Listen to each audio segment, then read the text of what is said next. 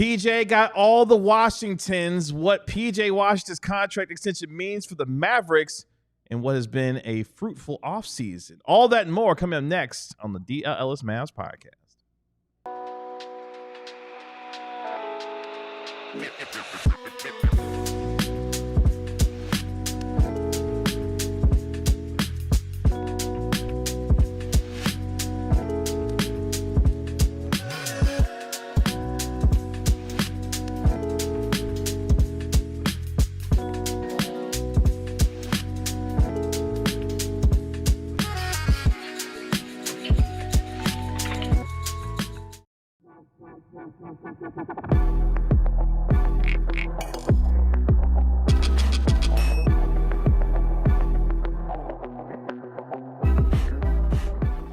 Hey, what's up, DLLS Mavs Nation? It's your man, Kevin Gray, alongside Mavericks analyst Bobby Curl and our national NBA insider, Mark Stein. We, of course, are DLLS Mavs, your favorite guys, cover your favorite team every single day, especially when PJ Washington gets his contract extension done. We've got a lot to get into in today's show, plus a major guest announcement for tomorrow's show that we'll tell you about a little bit later on in our show. But as my daughter dubbed it on the way to school today, it's a wonderful Wednesday, Bobby Corella. How are we feeling today? I'm feeling pretty good.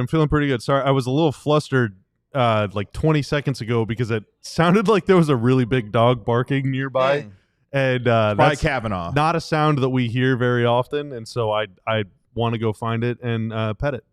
He probably is in the other studio down the I'm not going to do that then. Mark Stein, what's up? How are we today? So when you take your daughter to school, whatever her declaration is, that pretty much sets the tone for the day.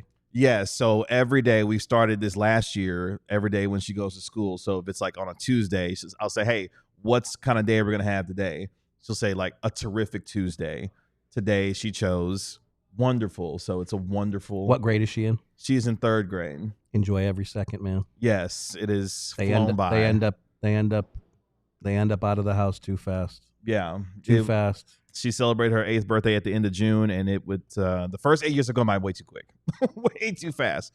But no, she's loving every day of 3rd grade so far this year. So hopefully you're having a wonderful Wednesday with us here on DLLS Mavs. We got to get to it, though. The breaking news for your Dallas Mavericks today: PJ Washington agrees to a 4-year, nearly $90 million contract extension with the Dallas Mavericks, which means he will be with this team for the foreseeable future. He cannot be traded this upcoming season for the Mavericks, and this is an opportunity for him to capitalize on a terrific deal for him as the Mavericks now complete what has been a busy offseason, an unexpected one with the drafting, of course, of cooperflagg. Lots of business taking place for this team. The latest piece being PJ Washington getting his contract extension done. Mark Stein, you have been saying that this was something that was likely going to be happening. He was eligible for it starting on Friday. The deal is now done here on Wednesday. What more can you tell us? It's a great deal for the Mavs. You know, PJ gets the max that he was eligible for. It's the most that they could give him at this juncture. He opted for security, as we see almost every veteran in the league does this now. Nobody wants to go to free agency.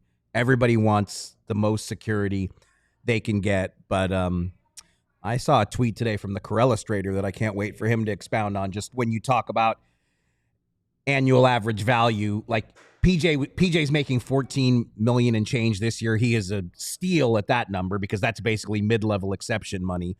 But even on this new deal in the $22 million range, he's still a steal.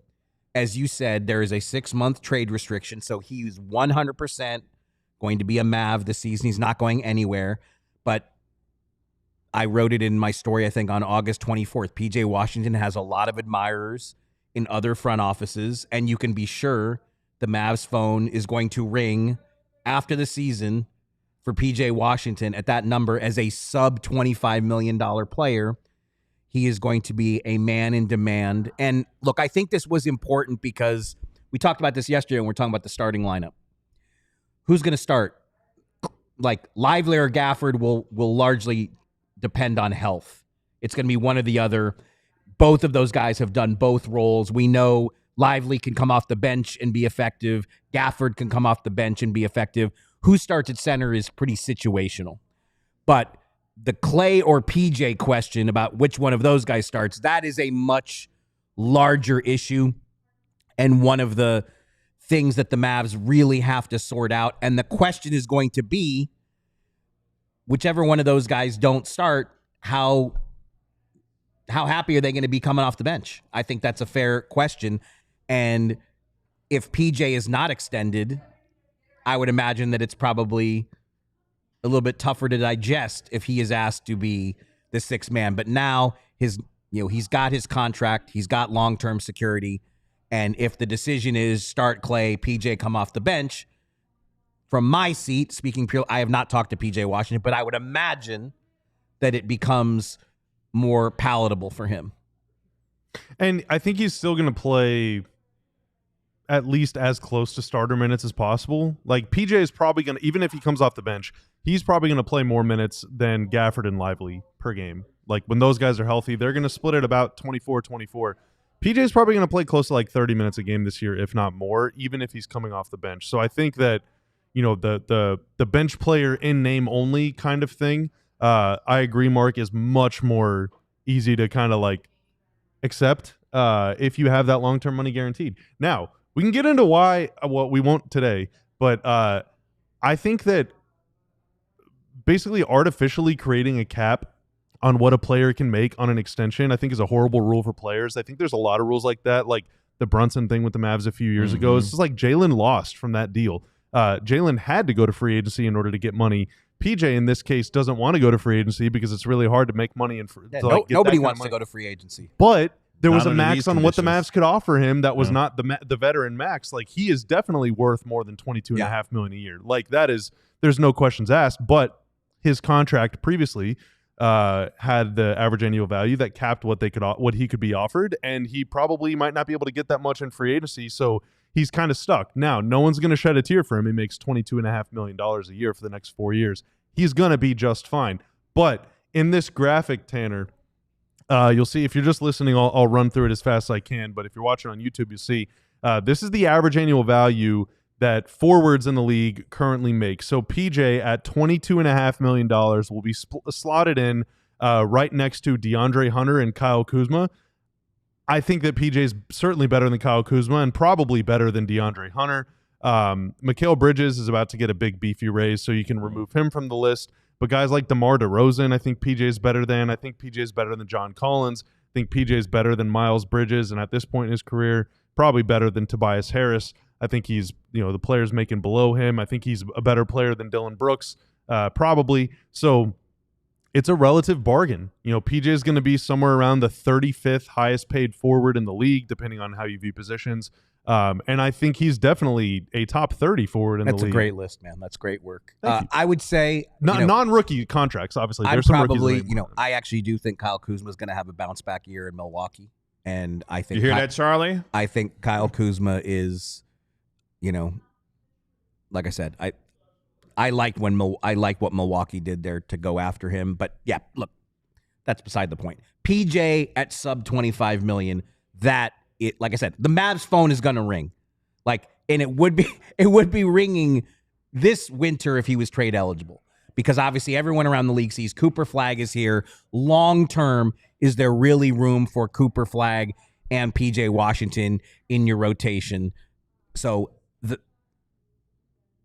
it's great that the Mavs have him here for this season, and there's going to be no questions about PJ's future because he's not even trade eligible. Because, that would have been, if he was trade eligible, it would be something that's talked about all the time.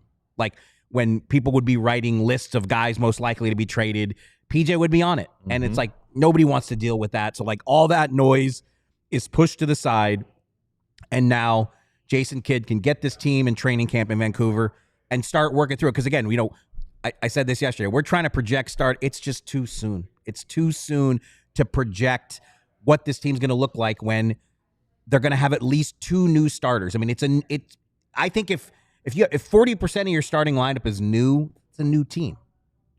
So a lot of questions, a lot of uncertainty, a lot of variables we don't know yet, but this was a slam dunk deal, and that's why we all thought it was going to happen Friday, sure, the first day he was eligible, because it's a slam dunk deal for both sides. PJ Washington last year in 57 games averaged nearly 15 points per game, shot 45% from the field, over 38% from three, and shot nearly 72% from the free throw line while collecting a season or a career high, I should say, 7.8 rebounds per contest last year, while also giving you a steal and a block per game. This is a do-it-all Swiss Army knife type of player. And for me personally, the PJ Washington on-the-floor agenda is alive and well here from my guy, as he, of course, has become a folk hero here in Dallas with his standing on business, as we saw a couple of years ago in the postseason, and someone that can bring a lot of value to this team. What he will look like in terms of his fit next to Cooper Flagg, whether it's in the starting lineup or coming off the bench, PJ Washington has a significant role on this team. That contract reflects that for him, as he will be making in the first year of that of extension nearly $20 million, in the final year of that extension over $24 million. So PJ Washington gets his deal done here.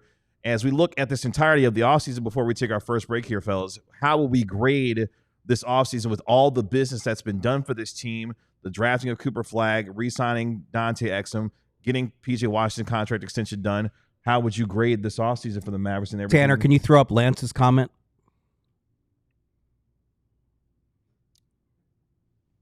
Lance saying that Mavs point guard play is the weakest I've ever seen it. But outside of that, though, I mean, look, been a pretty good offseason. No, in the offseason, everything that, I mean, a very huge part of this offseason. Let's go back to before the draft. Convincing Kyrie Irving to take the contract that he did, so they had enough wiggle room to sign D'Angelo Russell with very limited flexibility. Like, everything the Mavs wanted to get done roster-wise, they've pretty much got it done. In a perfect world, they would have loved to have been able to trade Omax away instead of just letting him go and adding $1 million in dead money over the next 3 seasons. Obviously, that's not ideal, but in the grand scheme of things, they had very limited, very small windows to try to make moves, make improvements, and pretty much they got done what they would have hoped to get done. If you would have said if you would have asked them on June 10th or June 15th, what would you like to get done in the offseason? I mean, they've pretty much hit everything that they would have wished for. So, but yeah, I mean, there's no getting around what Lance said. I mean, again, a question frequently raised with this team is, does it have enough three-point shooting? And my retort is going to be, do they have enough playmaking? Playmaking is what gets you good three-point shots. And that's what Luka was so great at, that he got guys who you wouldn't necessarily call shooters, but like the looks were so good that he could create that guys are going to make them. And that is, where is that coming from with this team? They've totally recreated their image, right? Or their identity. You add Cooper, you keep PJ, and you have AD. Now, Cooper and PJ are they're not that much shorter than AD. They're like 2 inches shorter than AD, but obviously they do different things. But last season, there were 8 players in the league that averaged at least 14 points, 7 rebounds, 1 block, and 1 steal per game. Okay? 2 of them are on the Mavericks, PJ and AD. I suspect, I don't know if Cooper will quite get there this year. 7 rebounds is a lot, but I bet he's going to average a steal and a block, probably maybe more. I bet he's going to average probably around 14 points. I think that's a safe bet. So all of a sudden now you have, if he does make that list, which he might not, but if he does, that's 3 extremely versatile kind of stat stuffing wings.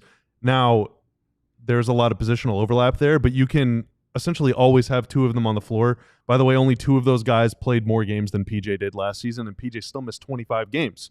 Yet he played more than Wemby, John Collins, Jalen Johnson, AD, and tied in games played with Jakob Poeltl.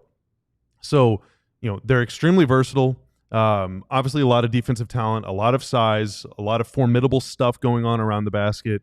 But yeah, I mean, ultimately, I don't think, to quote Mark Cuban, I don't think this season will go as Lively and AD shoot threes goes, but I do think that this season will go as the Mavs 3-point shooting and playmaking goes. And, they are an A++++ front court, like S-tier front court. Probably best front court in the league. I agree.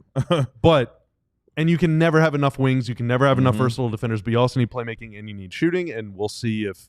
And, that's another reason why the PJ contract is so good, because it is I just feel like when I was in high school, I love talking about the 80s. I feel like it was just wings galore.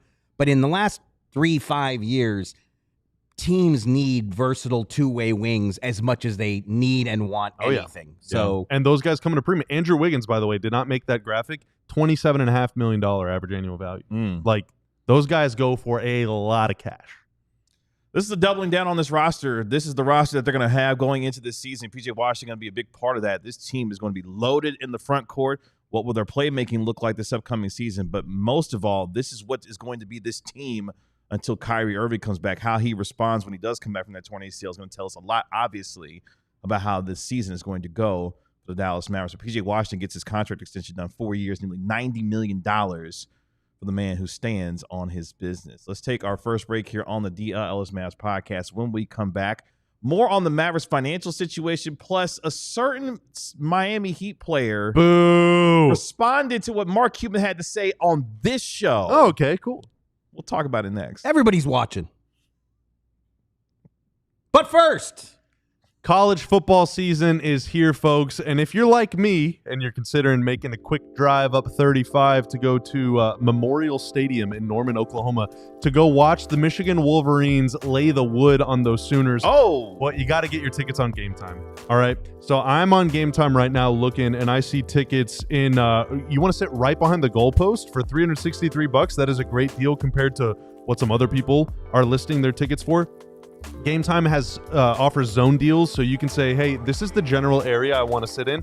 Find me the best price. Whether you want to sit sideline, upper deck, down low, right behind the goalpost, you want to be the guy that's seen waving your hands on TV, well, Game Time can help get you there. And also, before you pay, you know exactly what the view is going to look like. I've only been to this stadium once, so I only know what one perspective looks like, but on Game Time, I can see every single spot, so I know exactly how and where I want to spend my money. Take the guesswork out of buying college football tickets with Game Time. Download the Game Time app, create an account, use code DLLS for $20 off your first purchase. Terms apply. Again, create an account, redeem code DLLS for $20 off. Tap, ticket, go. Download the Game Time app today. As we kick off our partnership with Big Brothers Big Sisters, we've got to have a conversation about how you can make a difference in the community. That's where Big Brothers Big Sisters Cigars and Conversations comes in. Looking for an afternoon of great conversation, good company, and a chance to make a difference? Join us for Big Brothers Big Sisters 4th Annual Cigars and Conversations happening Saturday, September 13th from 2 p.m. to 6 p.m. at Casa de Monte Cristo in Dallas. You can enjoy a premium cigar, a complimentary drink, and connect with people who care. BBBS board members, staff, and community leaders all coming together to inspire change. Learn how you can become a mentor and positively impact a young person's life. Ask questions, share stories, and discover how you can get involved as well. Whether you're a seasoned supporter or just curious, this is your chance to network, engage, and be the change. That's Cigars and Conversations, Saturday, September 13th from 2 to 6 p.m. at Casa de Monte Cristo. Be the change, be a mentor. Visit the link in the description for more on the event for Big Brothers Big Sisters, which we are kicking off in lieu of our super chats. You can donate to Big Brothers Big Sisters. You can also figure out how to become one as well. Cowboy Show is leading the way. $100, Bobby, for your thoughts, right? Yeah, if you donate $100, I will let you know exactly what I think about the PJ Washington video and the Nico video. I will let you know for $100. Thought it was $500. No, for $500 it was Mark Stein. No, sorry. Your thoughts were $5,000. That's right. Yes. That's how much more valuable. I think Kevin's was $200. I think that's right. It was $200. That's right. So let us know. Speaking of finances, let's continue to discuss the financial situation of the Mavericks this upcoming season. PJ Washington, with his extension done, the Mavericks got a lot of pieces of business done where they came to Kyrie Irving, Dante Exum, Daniel Gaffer. Can't forget about him. And now PJ Washington, Bobby, as this team, we know they're loaded in the front court. This is going to be a big team, a team that's going to rely on its size and its defense. Now with Washington in the fold, what does the financial outlook for this team start to look like, not just this year, but going forward for this team? Well, I'm glad you asked, Kevin. I hopped onto SPO-Track, a great free resource for sports fans everywhere of any team in any league to look at. Okay, so the Mavs last season, they were bumped up, they were hard capped at the apron, and they just ran out of money. And then coming into this summer, part of the reason that Kyrie needed to take that slightly kind of a discount on his extension is to open up money under the apron for the Mavs to sign D'Lo. And so you have to worry about these financial restrictions and limitations. Obviously, you don't want to get to the second apron. Now, the Mavs already have a pretty expensive team. These are estimations. Most Spotrac is usually correct. But, Tanner, in 2026, 27, the Mavs now, you add PJ in there. They got a bunch of guys under contract already. AD, Kyrie, Clay, Gaff, Coop, Caleb Martin, Najee Marshall, Max Christie, Jaden Hardy, if he's still around. There's a lot of guys that are going to be back. AD's contract extension kicks in this year to 3 years, $175 million. So yeah, and D'Lo could potentially opt in as well. Derek Lively's still around too. So the Mavs have a lot of money already on the books. And now with PJ's contract kicking in at an estimated $19.8-ish million starting next season, that puts the Mavs payroll, according to my calculations, at just under $214 million for the 26-27 season. And when you factor in the $3 million in dead cap money that they owe to Omax and JaVale McGee, Omax, by the way, Omax earned every penny. All right. So, in fact, Omax deserves a raise, in my opinion. But when you factor in the dead money, that's about $217 million on the books. The first apron next season starts at about $210 million. So the Mavs are already beyond the first apron. Yikes. And the second apron is $222 million. So the Mavs are already about $5 million, if these numbers are correct, about $5 million under the second apron, and they also own their first round pick. And so and that's only with 12 guys under contract, and there's some cap hold stuff figured in there as well. But it is going to be it's going to be interesting to see what kind of things they do a year from now to pave the way to field a 15-man team, because again, you don't want to be hard capped at the apron. You could force yourself into some tough decisions. So that's just next season. I also want to talk about the year after. Did you have something do you have anything to? I was just saying real quick, I think that puts that much more pressure on not just this year, but the following season as well, to capitalize on trying to win a championship, because how long this roster could be together clearly seems to be up in the air given the financial situation they already find themselves in. Oh yeah. And moving forward, that picture becomes even clearer, because a ton of the team is under contract for 26-27, like we said, and that's the year, if Kyrie's back and all systems go, like let's go for it. That next season, 2027-28, you got a lot of player options, and then the following year, 28-29, is the final year of Gafford's deal, the final year of Cooper Flagg's rookie deal. The only other player on the team besides those two that are guaranteed to be under contract in 28-29 currently is PJ. And his extension will carry him through the 29-30 season. So that's beyond Gafford's extension, beyond Coop's rookie deal. So, there's some long-term money to the Gafford, PJ, Coop kind of trio. I don't know if you would want to call it a core or whatever. You can. But quick, otherwise... In what years does Anthony Davis and Kyrie ever have their player options? For the 27-28 season. Okay. So if you're watching on YouTube, those green years are player options. The bright red years are team options, which you have on the back end of rookie contracts, including Derek Lively, including Cooper Flagg, and also evidently in Jaden Hardy's last year for that 27-28 season. And then the dark red are restricted free agents, and then the blue is when you become an unrestricted free agent. So the Mavs have a ton of guys back for next season already. By my calculations, 12 already, plus a first-round pick. And then in 27-28, that number is down to like 5 or 6, and then in 28-29, that is down to 3. So a lot of money is being spent on these guys, but only for the next year or two. And then essentially everyone can come off the books. And so, what Nico said about this 3-year window thing, that is real. That it's a real thing. D'Angelo Russell also has a player option. Is that the 26-27 year? It's for next season, yes. Okay. I must have forgotten that was a player option for him, not a team option for him. He took a lesser deal, and if he outperforms it, then he can go somewhere else. Free agency. Yeah. Okay. Mark, when you see these numbers laid out here, coupled with the context of what this team has artificially created for themselves in terms of this 3-year window, given the changes they've made on this roster, what is your reaction to seeing these, and what you think about how this is going to potentially look for them? I mean, I just think this season is going to dictate so much. Like how, first of all, when are we going to see Kyrie back on the floor? How many games is AD going to play?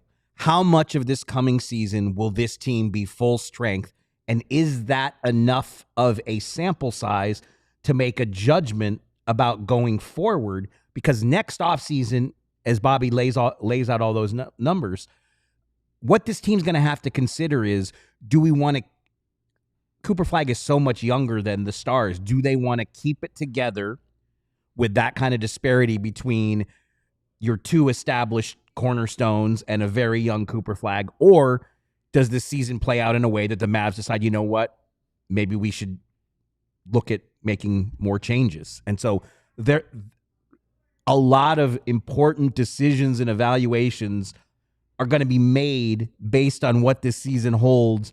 And again, how big is that sample size going to be? And again, we do not know the answer. Like, will the Mavs, we assume the Mavs will be full strength come playoff time. Are they going to be full strength for enough of the regular season to get to the playoffs? Another question that on September 3rd we cannot answer. This team is clearly playing the 2-timeline Golden State Warrior game, it feels like. With, I mean, you have established.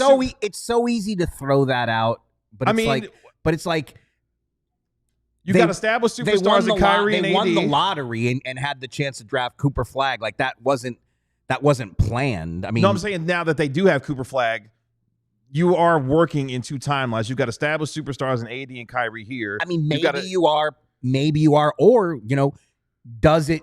In the dream scenario would be that Kyrie and AD are so good together that it gives Cooper time to grow into the player that the Mavs need him to be, and then maybe that's the fairy tale pathway. That's precisely why just making him the point guard is I think it's just so easy to just kind of let him. Where is that even coming from? Like, Jake had said it on our show.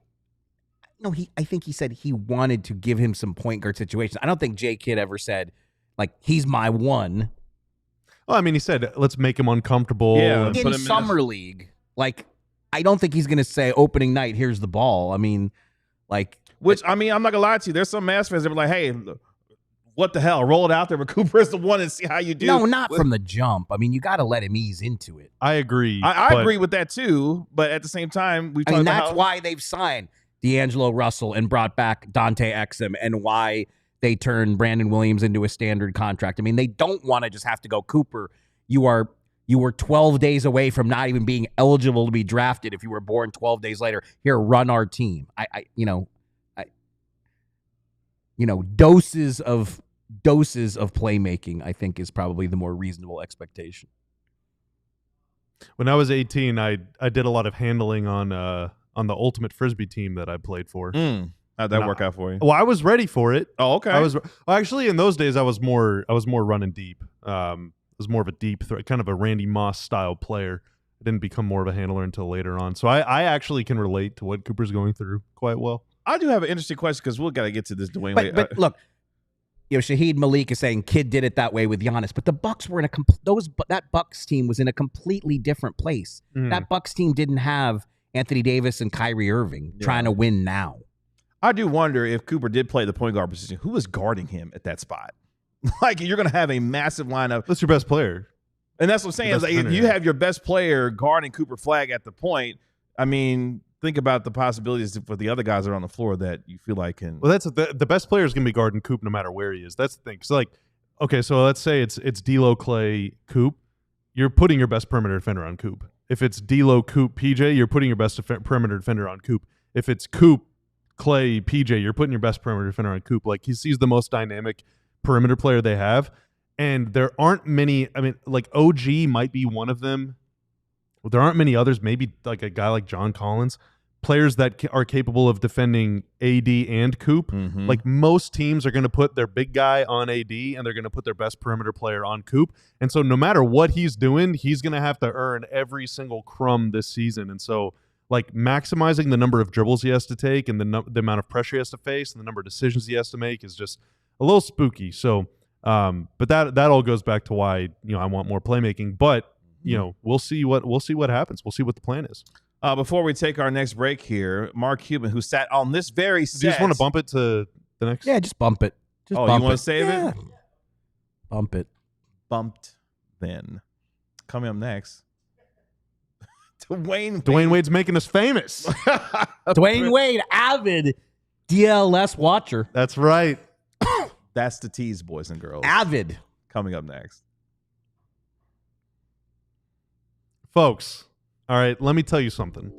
So normally I get on here and I tell you about, hey, all right, we got all this great coverage. Tim Cato on the Mavs. We got Sam Nestler sitting right over there. Sean Shapiro on the Stars. That's right. We got Jeff Wilson on the Rangers. Obviously, we got Clarence Hill and Ali Jawad, the two greatest Cowboys beat writers in history. We also got another guy that wrote an article today on our website. Oh. How about Cowboys producer John Anderson? What? Whoa. Writing an article. Oh, wow. John Anderson. Why did we run a Bruins article? it wasn't even about the Patriots. John Anderson busted out. He went deep into the lab. That is not allowed in these offices. Threw on a lab coat. I didn't have to look to see what he did. Pulled out some petri dishes, some microscopes, some calculators, and other tools of science, and whipped up a stat-heavy, research-oriented preview of Dak Prescott and CeeDee Lamb v. Vic Fangio, Quinyon Mitchell, and the Philadelphia Eagles. And there's also a little note about Saquon Barkley in there, too. This is something that John, hopefully, is going to be doing all season, right, John? Nope, he says. All right, well, then you got to become a diehard now to read it. The only way you can read it, this expiring If he gets offer. to write a Bruins article, I should be able to write a Sabres article. I'm going to... Actually, we're closing our site down. Our site doesn't exist anymore. No, so become a diehard. Scan that QR code. Go to alldls.com/intro or /diehard, whatever it is. Just scan the QR code. The link is in the description. Become a diehard. It's $36 for a year. It's $3 a month. You get a free shirt when you sign up. You also get to join the DLS Diehard Discord. You get a discount on any other gear you want. You get a discount on events, which I think we're going to have some of those coming up here pretty soon. And also, you get your physical diehard card if that benefit is like, it's always last but not least with the physical diehard card, because the diehard card weighs the most. That's right. In fact, the only thing that weighs more than the diehard card is your brain, because of how much smarter you will become from becoming a diehard. Made out of gold and vibranium. Thank you very much. Diehard card. It's beautiful. Brings me to tears every time. Appreciate all of you hanging out with us here on the DLLS Mavs podcast today. Make sure that you have a chance to donate to Big Brothers Big Sisters while you're here as well. In lieu of our super chats this week, you can donate to Big Brothers Big Sisters and make a difference in the lives of our youth. We're going to dial up the Stein line here on the DLLS Mavs podcast with our national NBA insider, Mark Stein, who has been busy so far today. He was also in studio when a certain Mavericks minority owner sat in these chairs, and Tanner had this to say about the 2006 NBA Finals. It was a truth to tell. It wasn't this to say. Well, he said it. Here's what he said.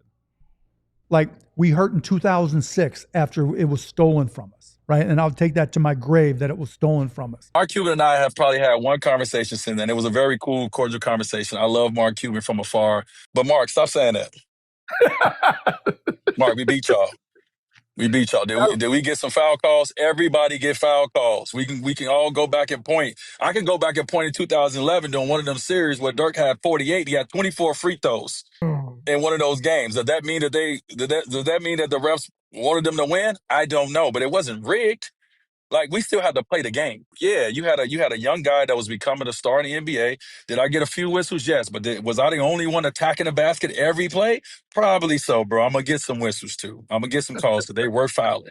Let's not act like that. So you're not about to tarnish the work that I put in as a young guy to do something that not a lot of young guys have done in this game to say it was rigged. Mark, stop that. Y'all got us. We got y'all. I'll tarnish it. So Dwyane Wade responding to what Mark Cuban had to say last week on our show about how the 2006 NBA Finals was rigged. You guys think it was rigged? I mean, I don't know about rigged. If it was, awesome. I think there was some nefarious stuff afoot. Not great. Nefarious really. stuff afoot. Yeah. I'm just kidding. If it was rigged, that's not awesome. That series smells like fish to me. There's okay. I mean, Tim Donaghy's literally on record talking about it. Like, you know. So let's. And also, D Wade is he's underselling it. Did I get a few whistles? Buddy, you shot 97 free throws in 6 games. All right. One of those games he had, what was it, 22 or 25 free throws? One of the ones. I think there were two in the 20s. Games he had two over games 22 in the free 20s. throws. Yeah, and go back and watch Game 1 against the Thunder in 2011. First off, don't ever besmirch Dirk Nowitzki's good name. All right, Dwyane Wade. Dirk was getting legitimately hacked that entire game, okay? They were fouling him because they couldn't stop him. Meanwhile, in the 06 finals, D-Wade, 97 free throw attempts. Dirk Nowitzki, 105 field goal attempts. Dude took almost as many free throws as Dirk did shots. Yeah, something weird was going on. Jeez, man. There is no story I would rather unearth. If it is indeed the case, what you and Mark Cuban are suggesting, there's no story I would rather figure out more. I don't know that like David Stern sent down the edict from on high. You know, they busted out a Lord Farquaad scroll, and I do by here decree. I think that Mark Cuban was a pretty unpopular guy, and I think the Mavs are a kind of a thorn in the side of the commissioner and of officials. And it would not surprise me if officials that were gambling on games decided to take some liberties. The Mavs won 2.5 games. The Mavs were up 2.5 to 0. The Mavs should have won Game 3. They should have. And that's the worst. That was the worst. That is the low. That is the worst. Dude. Like 07 was hopeless, but 07 doesn't feel hopeless if 06 doesn't exist. 06 is the worst ever. There is a dog barking. There is a dog barking. And it's not Jeff Kavanaugh, so I do want to go pet it. So Dwyane Wade responding to what Mark Cuban had to say about the 2006 NBA Finals. I'm sure an investigation for Mavericks fans will commence after those statements. Just like an investigation apparently commenced for one Pablo Torre, who found out, apparently, allegedly, that Steve Ballmer may have paid Kawhi Leonard $28 million as part of a fake company, a no-show job, where Kawhi has made, obviously, hundreds of millions of dollars in his career. But this one in particular, Bobby, has the NBA world stirring because this looks really, really bad for Steve Ballmer and the Los Angeles Clippers and Kawhi Leonard for a company that apparently was created to potentially, quote, circumvent the NBA's salary cap. Yeah, it's brutal. I mean, I don't really have much to say about it other than it's a big club and you ain't in it, to quote George Carlin. You know, there's all sorts of rules, all right? And generally, this is not an accusation, all right? I'm talking in general terms here. People that are extraordinarily rich find ways to kind of tap dance their way around the rules, and somehow, like, if this is true, this is blatant. I'm $200 off my taxes, and I'm getting letters. All right, I've had friends and family that have dealt with some serious financial issues in their lives because they're like $1,000 short on something. This kind of thing happens all of the time. Evidently not in the NBA all the time, although it wouldn't surprise me. Jalen Brunson took a pretty steep discount. I'm about to say a lot of folks are looking at that Knicks thing. Like, so I'm not alleging anything, but this kind of stuff happens in all sorts of industries all the time. It sucks. It always sucks. I hate corruption. I hate shady dealings. I hate the 06 finals, Mark. The whole league is talking about this. The allegations in Pablo's report are staggering and unprecedented. And I know a lot of people want to compare this to what happened with Minnesota about 25 years ago with the Joe Smith illegal content. No, this would be in a completely separate category if proven. The Clippers, for the record, strenuously denied these allegations to Pablo Torre. The Clippers said they are, quote, provably false. But Pablo Torre this morning, he went on the Dan Patrick Show and he said, quote, Steve Ballmer and the Clippers, when we asked them for comment, they said that this was provably false. They did not know at the time that we had over 3,000 pages of documents and 7 sources. So, I mean, this that's hilarious. This is a deeply and richly reported story. And, that's incredible. I mean, again, look, the whole league is already shaken the league. I mean, this morning, my phone and text did not stop blinging about this. Everyone's talking about it, and the NBA to this point has not weighed in. But I mean, this has to be put under immediate microscope by the NBA, and we'll see where it goes. But I know Adam Silver about sick of the Clippers at this point. He had the whole thing with Donald Sterling way back when. Now he got the new one out here acting a fool and a nut with potential Kawhi Leonard and what's going on with these shenanigans. Like, I could imagine how hard, if this is proven to be true with what's happening between Kawhi Leonard-Steve Ballmer and the Clippers, if this is proven to be true, I could only imagine how hard Adam Silver will want to come down on this, because I can imagine from the people that were, texting you about it, this is not a good look for the league. And more importantly, if they decide to go maybe to litigation, for example, if Steve Ballmer's like, hey, I'm going to take this to court and things could get ugly for him, for the league. No, Nate Jones, who's worked in the league for a very long time on the agent side, he made the great point that, if this thing did progress to the legal arena, Ballmer has the financial might, obviously, to really. He's one of the wealthiest people in of the all world. time. Yeah. Of all time, he's a top 10. What does this mean for the whole? There are so many layers, so many questions, and again, Pablo, I think he said he's been working on this story for 7 months, and that's what it takes to do a story like this. Like, it takes it, to put it in perspective. All right, so Cuban's net worth is higher now, obviously, after the Mavs sale and everything. Like, we are closer to Mark Cuban in wealth than Cuban is to Steve Ballmer. Steve Ballmer's worth like $150 billion more. Yes. Steve Ballmer's net worth is at more than $150 billion. Yeah, he's uberly rich. So we're closer to Cuban's cash? Yes. Even though Cuban's probably closer to Ballmer's lifestyle than we will ever be, because there's levels to this. Because I don't feel close to any billions. I don't feel close to in the grand scheme of life. Right? I don't feel close to $1 million right now. But Steve Ballmer has more money. Like, he's lost more cash from falling out of his pockets than the NBA makes in a year.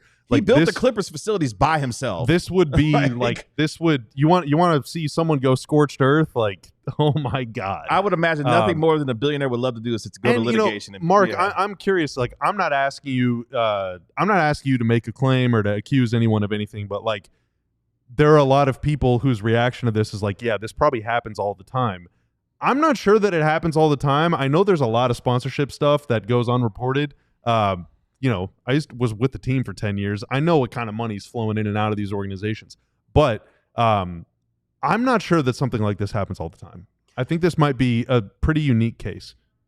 Yeah, and that's why, when I tweeted about it this morning and I saw at least one response at like, how can you call this unprecedented? What about Joe Smith? There was an era in the NBA where that kind of chatter happened all the time, that a player would be on a player could only get so much in free agency, and the team would promise them, just play for us 1 year and then we're going to give you a larger deal. The Wolves thing was crazy because they actually put it in writing, and there was a contract that they found. But that created a shell company. But that was not new, and it surely happened since the Joe Smith case, except nobody puts it in writing. But there are promises. Hey, we can only offer you X in free agency now. Take this deal, and we're going to bring you back. Like, that still happens. That's not unprecedented. That's been happening in the NBA for as long as I've been covering it, and this is going to be my 33rd season. Just like no one negotiates contracts. This situation, like, there clearly is an allowable standard under league rules where you can do sponsorship deals like this, because we know this is not the first sponsorship. But that's the thing. I'm not well versed in what is allowed under the rules and what isn't. And this is putting a spotlight on an area of player negotiations that frankly has not been well covered, and not a lot of people know about it. I'm by no means, like I said, I am by no means an expert on this. We heard at the time, it was sick. Kawhi was a free agent 6 years ago. We heard at the time that they wanted extra stuff, whatever that means. But like, again, I think there is an allowable amount of sponsorship stuff. But again, like I said, I'm putting my hand up and saying, like, I got a lot to learn here too. I mean, the stuff that they're talking about in Pablo's podcast is. I mean, there's a lot there. There is a lot there. While the jokes write themselves, this is a very serious deal. Like, this is kind of crazy. The way that allegedly this has come about. Here's why it's serious. Okay, I don't want to get all woke. Okay, because this is objectively we're talking hilarious. about tens of millions of dollars That's just right. kind of being just sort of like thrown around underhandedly. Money laundering, and we're sitting here saying I couldn't even imagine what it would feel like to hold $100 bill. Okay, there's a lot more Speak for people yourself, like us. Corella, no, all right, and in the next segment, we're going to talk about why the NBA needs us more than we need them.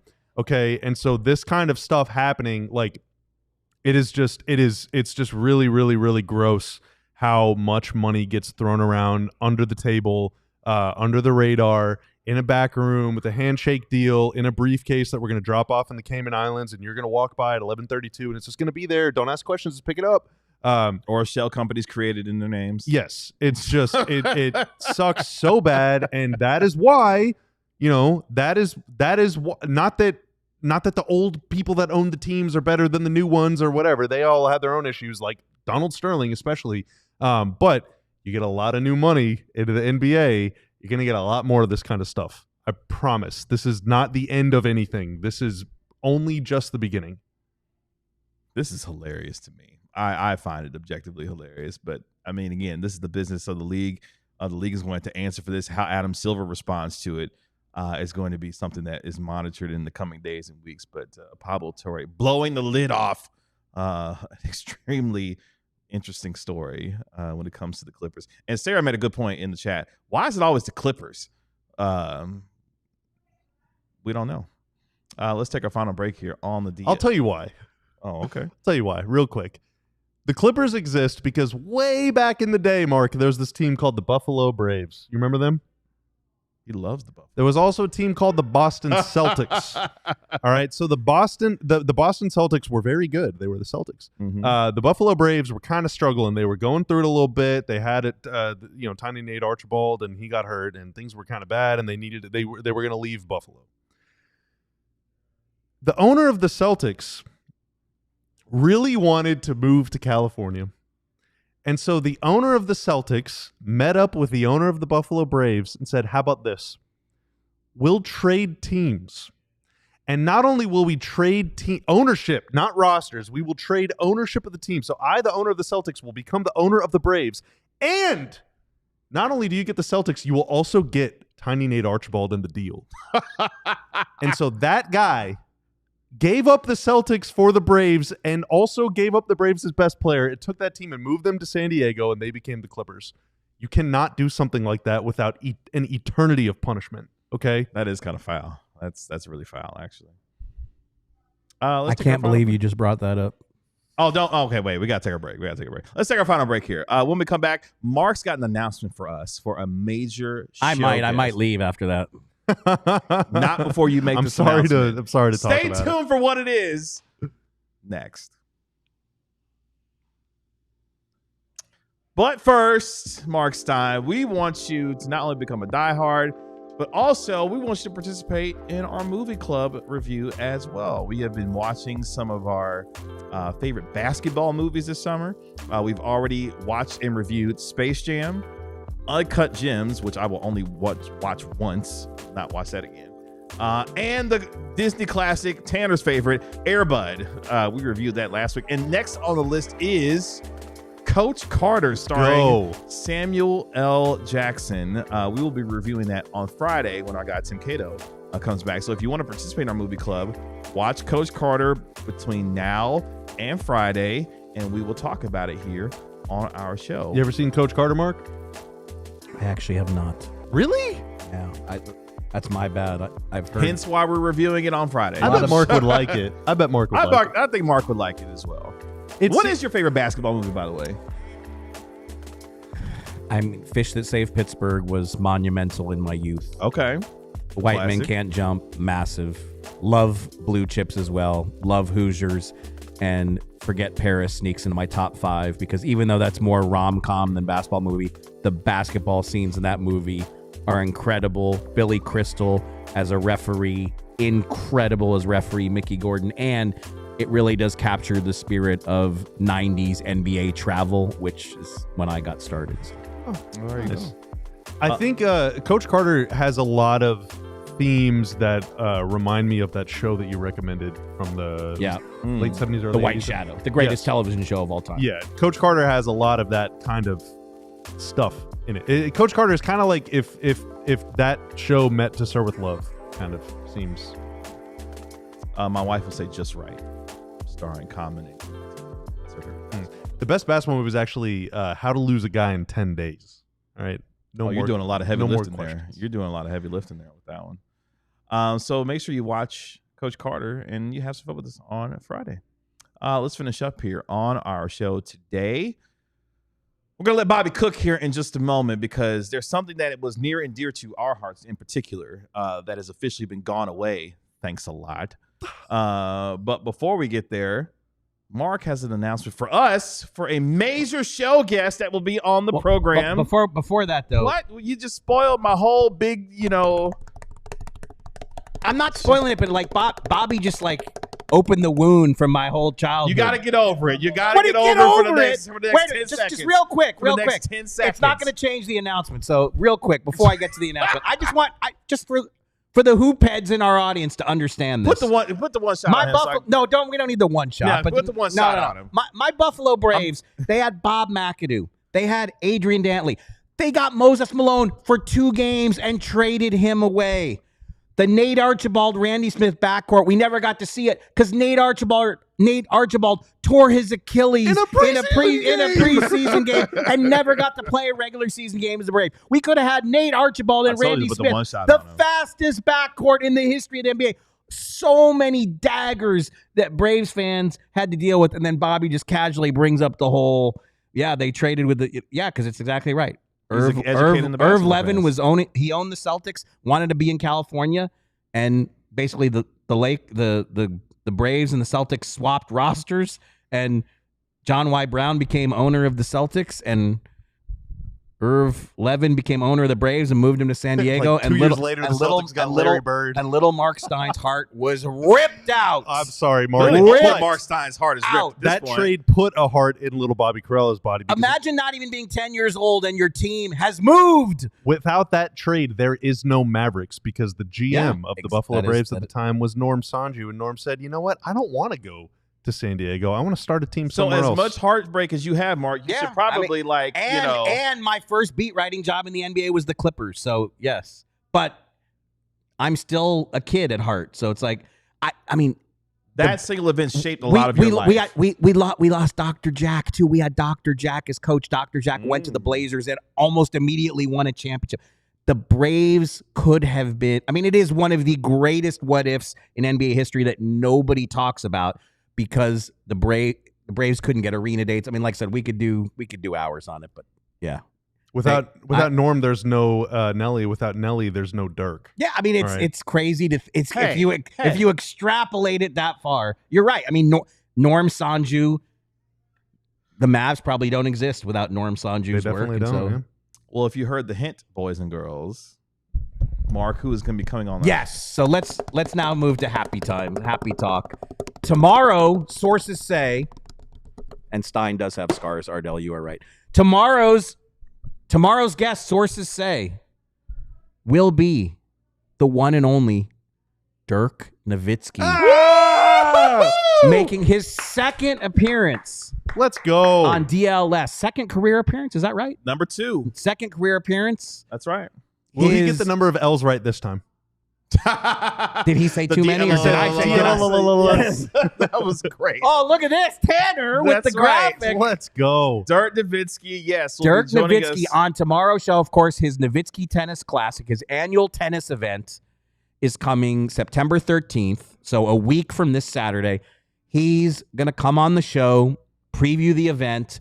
Of course, they announced this week that cooperflagg will be an attendee, a participant in some form in the tennis event. I suspect it'll probably be more coaching than actual Cooper swinging the racket. But Nowitzki will be out there playing, even though he's really a full-time padel player at this point in his life. Steve Nash, who has become so ridiculously good at tennis, it's disgusting. Like, Nash is like, You watch Nash hit with pros, and he can hang with them. It's wow. I always say this. Steve Nash in NBA terms is considered a subpar athlete. I would argue Steve Nash might be the best athlete I have ever covered because any sport this dude plays, he can play anything. You could have played. He played soccer too. Do you remember when he played in Dirk's charity baseball game once and was turning double plays and looked like playing second base, looked like a major leaguer. Like the dude can just play anything. Like, how do you grade that athleticism? You know who can else play anything? Dwight Powell was an MVP of the Dark Heroes game one year. Oh wow. You will do anything to steer the conversation. So you really wish that graphic was. Dwight Powell is joining the show. Gotta get the GOAT on the show. Has Dwight Powell ever been on the show? No. Okay, this is the year. This is the year. Let's go. I'm gonna work hard to get that. And Najee. You gotta get us and Najee, and that's right. Yeah, But yes, Dirk Nowitzki will be on the program tomorrow. So make sure you tune in. Our show will begin at 12 p.m. in the last 5 minutes of our show. Is DLLS easier to say if you add a bunch of L's the way Nowitzki does it? I think he was just doing it to make fun of us. Well, it sounded cool when he did it. So kind-heartedly, of course. That's right. Good-naturedly. Bobby, something near and dear to our hearts is now gone away. Yeah, we gotta go quick. So no Cuban quote, Tanner. I'm just gonna skip it. Cuban, whenever he was on our show last week, basically said like the future of the league depends on how many people sign up for subscription streaming services with platforms like Peacock and Prime, and ESPN now is doing a direct to consumer. Like the league is getting money from these platforms, and the platforms are not just giving that money away, they're businesses. So they are asking us to give them money that they can then give to the NBA. That's right. So they're essentially middlemen.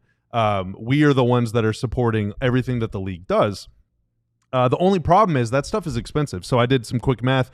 If you got year-long subscriptions, all right, which is the cheapest per month, year-long subscription of Peacock, Prime, ESPN, and you also bought a digital antenna so that one that works, so that you could watch the Mavs games on KFAA. Just those 4 things alone. Don't tell my wife this. If you live in Dallas, is going to run you $699 a year to watch basketball. Bro. To watch basketball. Now that's just to watch the Mavs.